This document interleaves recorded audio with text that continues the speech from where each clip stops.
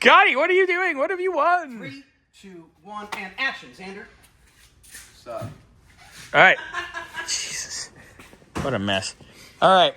Well, the first thing I'm noticing is definitely a trunk seal. Oh, yeah. Trunk weather strip for sure. Batteries in the trunk, as we discussed, which we like that. Because we like go fast. And then that cutoff switch that I was talking about right there. We like going fast.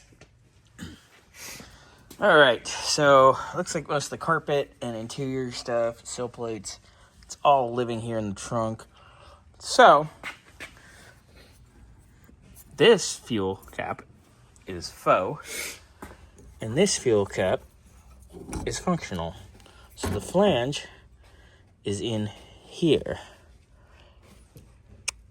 Yeah. Hey, it works whatever flops your mop, even though this just vents fuel vapors into the trunk. Into the car. Right next to the battery. It's all race car. Yeah, no, I get that.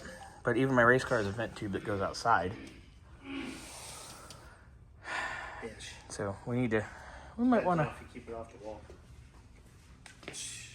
I'm going to smack you. Hi, Mama. Hi.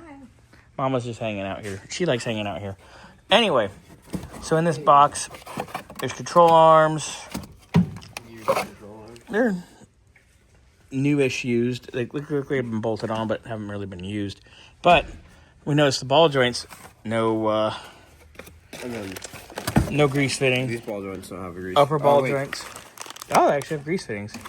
But we get the arms so cheap with all the good stuff that we don't bother with replacing ball joints on these. We just buy the whole shebang-a-bang. Good engine mount units. Yep, oh, motor mount. Rubber one, stalker. Yeah, those are... that's been in a car. Look at it, it's coming apart.